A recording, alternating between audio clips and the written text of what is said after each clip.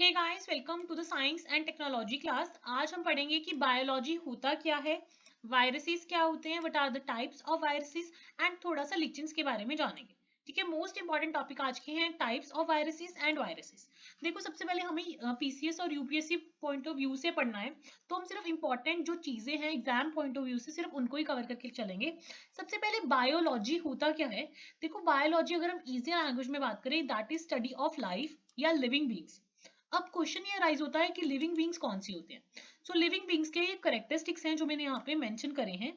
Living beings के क्या क्या मेन करेक्टरिस्टिक्स हो सकते हैं। रिप्रोडक्शन, सेल स्ट्रक्चर होता है उनका। मोस्ट इंपॉर्टेंट चीज क्या है, उनमें बायोकेमिकल रिएक्शंस चलते रहते हैं जिसको हम मेटाबॉलिज्म भी बोलते हैं। अब आप बोलोगे कि जो लिविंग बींग्स हैं वो चलते भी हैं, हम मूविंग का भी बोल सकते हैं, बट बहुत सारे लिविंग बींग्स ऐसे भी होते हैं जो बिल्कुल एक ही पोजीशन पर रहते हैं, वो चल नहीं सकते। सो हम ये ऐसे करेक्टरिस्टिक्स ऐड अप नहीं कर सकते। मेन ये हम चार करेक्टरिस्टिक्स बोल सकते हैं। Reproduction, cell structure, biochemical reactions होते हैं, मतलब उनके अंदर मेटाबॉलिज्म होता है। मेटाबॉलिज्म दो तरह का हो सकता है, कंस्ट्रक्टिव मेटाबॉलिज्म जिसको एनाबॉलिज्म भी बोलते हैं, और इसमें क्या होता है, मैटर का फॉर्मेशन होता है। दूसरा मेटाबॉलिज्म हो सकता है डिस्ट्रक्टिव मेटाबॉलिज्म जिसको हम कैटाबॉलिज्म भी बोलते हैं। इसमें क्या होता है, एनर्जी रिलीज होती है। सो जब भी केमिकल रिएक्शन होगा तो या तो मैटर फॉर्म होगा या फिर एनर्जी रिलीज होगी, या दोनों साइमल्टेनियसली होंगे, matter formation as well as energy release. ठीक है। चौथा पॉइंट है अडेप्टेशन। अडेप्टेशन शॉर्ट रन भी होती है, लॉन्ग रन भी होती है, और जब लॉन्ग टर्म में अडेप्टेशन होती है उसको हम एवोल्यूशन के नाम से जानते हैं। सो बायोलॉजी क्या है, biology is the study of life या लिविंग बींग्स, और लिविंग बींग्स के चार मेन कैरेक्टरिस्टिक्स हैं। Reproduction, cell structure, biochemical reactions जिनको मेटाबॉलिज्म भी बोलते हैं, और अडेप्टेशन। नेक्स्ट, अभी ना सबसे मेन क्वेश्चन क्या अराइज होता है कि जो वायरसेस हैं क्या वो लिविंग है या नॉन लिविंग है। ये वन ऑफ द मोस्ट बड़ा क्वेश्चन सबके माइंड में अराइज होता है। जो वायरसेस है ना वो कनेक्टिंग लिंक माना जाता है between the living and the non living, मतलब वो एक थिन लाइन पे स्टैंड करते हैं लिविंग और नॉन लिविंग के बीच में। अब ये डाउट क्यों आता है। सबसे पहले वायरस का मतलब क्या होता है, वायरस मीन्स अ वेनम या फिर कोई पॉइजनस फ्लूइड। तो वायरसेस हम लिविंग इसलिए कंसीडर करते हैं because viruses can reproduce in the host cell. वो अपने सेल में नहीं, होस्ट सेल में जाके रिप्रोड्यूस करते हैं। बट वायरसेस को हम नॉन लिविंग इसलिए कंसीडर करते हैं बिकॉज उनका जो ये सेकंड और थर्ड पॉइंट है, मतलब ना ही उनका कोई सेल स्ट्रक्चर होता है, ना ही उनका कोई मेटाबॉलिज्म होता है। ठीक है। पर अगर आपसे पूछें कि वायरसेस लिविंग है या नॉन लिविंग है, तो आप बोलोगे कि जो वायरस है that is a connecting link between the living and a non living. But अगर वो किसी होस्ट सेल में चले जाते हैं तो उसी का सेल स्ट्रक्चर और उसी का मेटाबॉलिज्म यूज करके वो रिप्रोड्यूस करते हैं होस्ट सेल में। तो अगर तो वायरस बाहर है तो वो नॉन लिविंग है, बट अगर वो किसी सेल में चला गया, किसी होस्ट सेल में, तब वायरसेस क्या है, लिविंग है। So viruses enter in a cell and control the cell metabolism, और जो वायरस है उसके अंदर डीएनए मटेरियल होता है या आरएनए मटेरियल होता है। तो वायरस के अंदर डीएनए मटेरियल भी हो सकता है, आरएनए मटेरियल भी हो सकता है। तो वायरसेस जिस सेल में जाते हैं उस सेल का मैटर और एनर्जी यूज करते हैं और अपने आप को मल्टीप्लाई करते हैं, जिसको हम रिप्रोडक्शन बोलते हैं। So viruses are a connecting link between the living and a non living. अब आपको मैं वायरस का स्ट्रक्चर दिखा देती हूँ। ये देखो, सेंटर में न्यूक्लिक एसिड है जिसमें जीनोम है, जिसमें डीएनए भी हो सकता है, आरएनए भी हो सकता है। ये स्पाइक लाइक प्रोजेक्शंस हैं। ठीक है। This is the protein capsid, and इसके अराउंड क्या होता है, एक एनवेलप होता है। ये टिपिकल एनवेलप वाला एक वायरस की डायग्राम है जो मैंने यहाँ पे शो किया आपको। अब next question is what are the types of viruses. ठीक है। अभी अगर हम टाइप्स ऑफ वायरसेस की बात करें तो सबसे पहले हम कैटेगरी डिफाइन करते हैं, इन्फेक्शन या होस्ट। मतलब जो वायरस है वो किसको हाईजैक कर रहा है, मतलब कौन उसका होस्ट है। तो उस बेसिस पे हम चार कैटेगरीज में कर सकते हैं। एनिमल पर होस्ट कर रहा है, प्लांट वायरस हो सकता है, बैक्टीरियोफेज हो सकता है, या माइकोफेज हो सकता है। एनिमल वायरस का मतलब है कि जो वायरस है वो इन्फेक्ट कर रहा है एनिमल सेल को। प्लांट वायरस का मतलब है वो इन्फेक्ट कर रहा है प्लांट सेल को।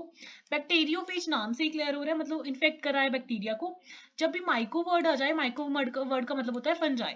सो इस केस में जो बैक्टीरिया है वो किसको इन्फेक्ट कर रहा है, फंजाई को इन्फेक्ट कर रहा है। सो पहली कैटेगरी आ गई, वो किसको इन्फेक्ट कर रहा है या फिर वायरस का होस्ट कौन है। तो वो हो सकता है एनिमल भी हो सकता है, प्लांट भी हो सकता है, बैक्टीरिया भी हो सकता है, फंजाई भी हो सकता है। इस कैटेगरी पे हम बोलेंगे कि जो वायरस है वो चार टाइप का हो सकता है, animal virus, plant virus, bacteriophage and mycophage. Next हमारे आ जाती है कि जो वायरस है उसमें किस टाइप का जेनेटिक मटेरियल है। ठीक है। अगर उसमें हम दो कैटेगरीज में डिवाइड कर सकते हैं, या तो हम बोलेंगे डीएनए वायरस या हम बोलेंगे आरएनए वायरस। आरएनए वायरस को रेट्रोवायरस भी हम बोलते हैं, ठीक है। तो उसमें किस टाइप का जेनेटिक मटेरियल है, इस बेसिस पे हम वायरस की क्लासिफिकेशन कर सकते हैं into the DNA virus and the RNA virus. अब डीएनए वायरस से कौन कौन से डिसीजेज होती हैं?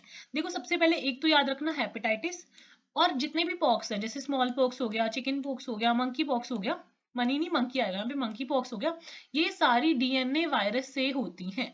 सो डीएनए वायरस से कौन कौन से डिसीजेज होती हैं? हेपेटाइटिस या pox, small pox, monkey pox, chicken pox वगैरह। उसके बाद आरएनए वायरस से क्या होता है? आरएनए वायरस को जैसे कि मैंने आपको बताया रेट्रोवायरस भी बोलते हैं। तो आपको ये सारे डिसीजेस के नाम याद होने चाहिए कि आरएनए वायरस से कौन कौन सी डिसीजेज होती हैं। जैसे कॉमन कोल्ड हो गया, फ्लू इन्फ्लुएंजा हो गया, मीजल्स हो गया, मम्स हो गया, rubella, herpes, polio, rabies, hanta fever, HIV AIDS, SARS, MERS, कोविड-19। सबसे इंपॉर्टेंट जो आजकल कोविड-19 बहुत ज्यादा है, ये कौन से वायरस के कारण है? ये आरएनए वायरस के कारण है। Dengue fever, Zika, Nipah, HPV cancer, chikungunya, Ebola, ये सारे आरएनए वायरस की वजह से होते हैं। इसमें से सबसे इंपॉर्टेंट कौन से हैं? Common cold, flu influenza, measles, hanta virus, polio, rabies, HIV AIDS, कोविड-19, डेंगू फीवर, ठीक है। ये ज्यादा इंपॉर्टेंट है, चिकनगुनिया और इबोला भी। ये सारे आरएनए वायरस या रेट्रो वायरस की वजह से हो सकते हैं।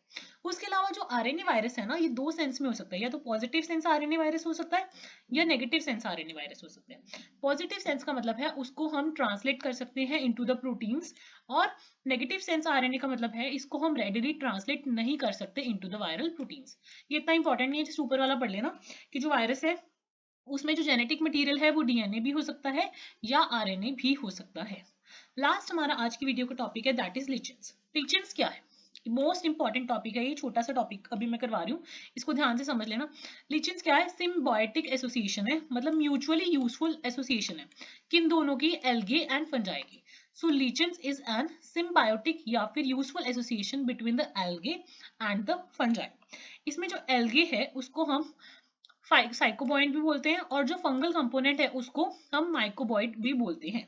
और जो एल्गे है दैट इज ऑटोट्रॉपिक, और जो फंगल है that is heterotrophic. So algae क्या है? ऑटोट्रॉपिक है, और फंगल क्या है? वो फंगल कंपोनेंट क्या है? हेट्रोट्रॉपिक है। अब एल्गे क्या करते हैं? सिम्बायोटिक रिलेशन है दोनों के बीच में, एल्गे और फंजाई के बीच में, और इसी सिम्बायोटिक एसोसिएशन को हम लिचेंस बोलते हैं।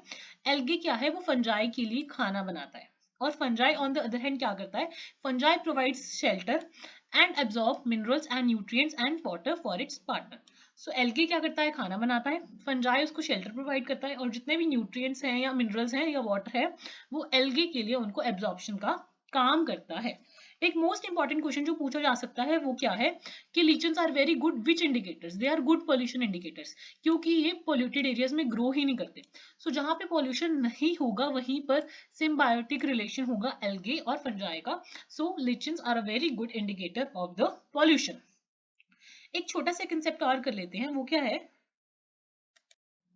तो एक और कंसेप्ट क्या है कि अगर हम डिफरेंट डिफरेंट ना माइक्रो ऑर्गेनिजम्स को ग्रो करने के लिए आर्टिफिशियल कल्चर में मीडियम यूज करते हैं, जिसको हम ग्रोथ मीडियम भी बोलते हैं। सो ग्रोथ मीडियम में हम वो डिफरेंट टाइप ऑफ ऑर्गेनिजम्स को ग्रो करते हैं। सो जो माइक्रोब्स हैं लाइक फंजाई और बैक्टीरिया, उनको हम कल्चर कर सकते हैं in the artificial medium, but जो वायरस है उनको नहीं कर सकते। रेदर देन दैट जो इन्फेक्टेड होस्ट सेल है उनको हम कल्चर कर सकते हैं उस ग्रोथ मीडियम में, ठीक है। और आपसे एक छोटा सा क्वेश्चन ये भी पूछ सकते हैं कि हम कौन सा मीडिया यूज करते हैं बैक्टीरिया को ग्रो करवाने के लिए? तो आपका आंसर होगा अगर। न्यूट्रिएंट अगर यूज करते हैं हम बैक्टीरिया को ग्रो करवाने के लिए। और कौन सा मीडिया हम सबसे ज्यादा यूज करते हैं फंजाई को ग्रो कराने के लिए? तो उसका आंसर है पोटैटो डेक्सट्रोज अगर, और सेबोरान डिट्रॉक्स अगर, ठीक है। ये थोड़ा सा याद कर लेना, वैसे इतना इंपॉर्टेंट नहीं है, हम ग्रोथ मीडियम्स यूज कर सकते हैं। तो इसमें ज्यादा इंपॉर्टेंट ये है कि फंजाई और बैक्टीरिया को ग्रो करवाने के लिए हम आर्टिफिशियल मीडियम्स को यूज कर सकते हैं, ठीक है।